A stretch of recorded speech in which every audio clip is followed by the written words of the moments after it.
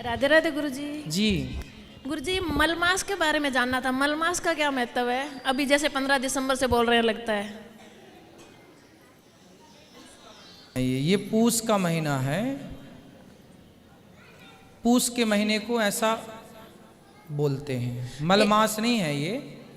अच्छा कार्य कोई विशेष जैसे शादी विवाह के मुहूर्त नहीं होते फिर इस महीने में। हाँ, 15 दिसंबर से 15 जनवरी तक बोल रहे हैं, कोई शादी विवाह नहीं होता। हाँ, तो फिर इसमें शादी विवाह नहीं होते।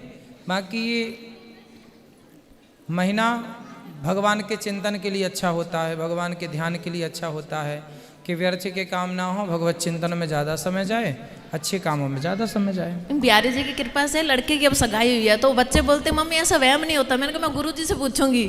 नहीं, वहम नहीं है, पर इस महीने में मुहूर्त नहीं होते शादी विवाह के। अच्छा। तो शादी विवाह नहीं होती और कोई विशेष जैसे मंदिरों में प्रतिष्ठा के मुहूर्त नहीं होते, गृह प्रवेश नहीं होता।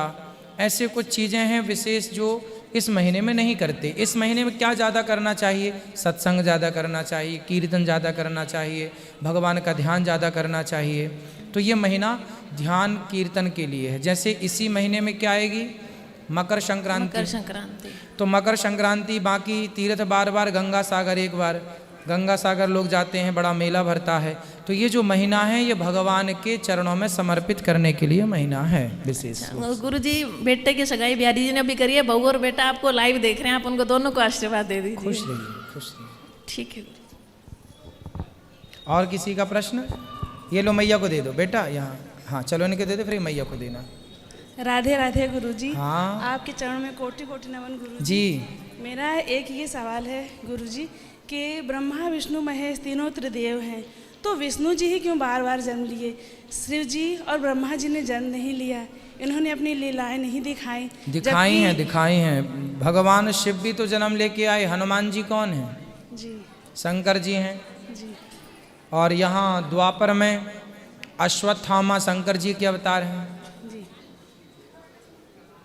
तो गुरुजी, जैसे कृष्ण जी की लीला हमने देखी, कृष्ण जी कृष्ण रूप में सबको प्रेम दे रहे हैं पूरे जगत में, और राम बन के उन्होंने पूरे जगत में मर्यादा दिखाई। तो ऐसा ब्रह्मा जी का या शिव जी का कहीं नहीं आया, और बार बार शिव विष्णु की पूजा कर रहे हैं और विष्णु शिव की पूजा कर रहे हैं। ये दोनों बातें नहीं समझ में आई कि दोनों एक दूसरे की ही पूजा कर रहे हैं। देखिए, भगवान एक दूसरे की पूजा इसलिए करते हैं ताकि वो समाज को ये बता सकें कि पूजा इस तरह से की जाती है।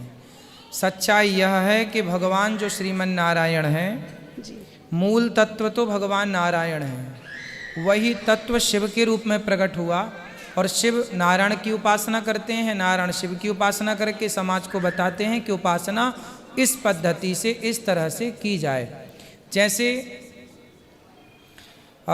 टीचर जब पढ़ाता है बच्चों को स्कूल में, तो वो पढ़ाते पढ़ाते स्वयं उदाहरण देने लग जाता है कि मैं बचपन में ऐसा था। वो अपनी बात से बच्चों को सिखाना चाहता है कि मैं बचपन में ऐसे पढ़ता था, मैं बचपन में ऐसे करता था।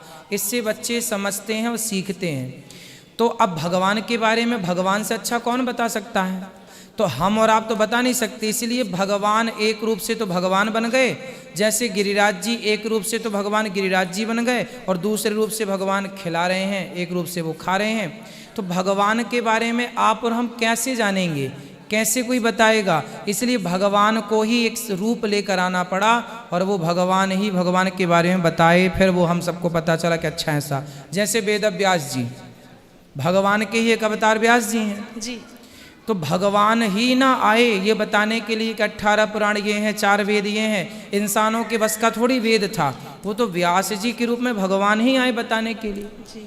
उसी प्रकार शिव जी आए ये बताने के लिए कि ध्यान किस तरह किया जा सकता है, वैष्णवानाम यथा शंभु, सबसे बड़ी भक्ति कैसे की जा सकती है। शंकर जी ने हजारों साल ध्यान लगा करके तप करके बताया।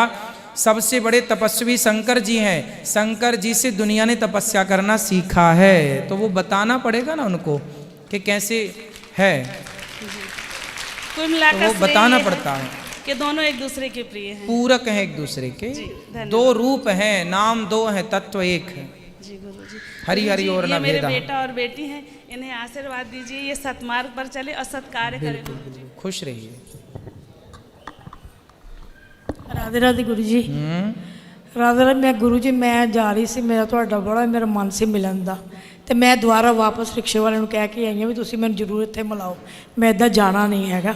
ਤੇ ਉਹ ਤੁਹਾਡੀ ਇੰਨੀ ਕਿਰਪਾ ਹੋ ਗਈ ਤੇ ਮੈਂ ਤੁਹਾਡੇ ਕੋਲ ਦਰਸ਼ਨ ਲਈ ਪਹੁੰਚ ਗਈ ਹਾਂ, ਤੇ ਮੇਰੇ ਬੱਚੇ ਦਾ ਕੰਮ ਹੋ ਜਾਵੇ, ਵਿਆਹ ਹੋ ਜਾਵੇ, ਬਸ ਇਹ खुश रहिए, भगवान आपको सुखी रखें। ਰਾਧੇ ਰਾਧੇ।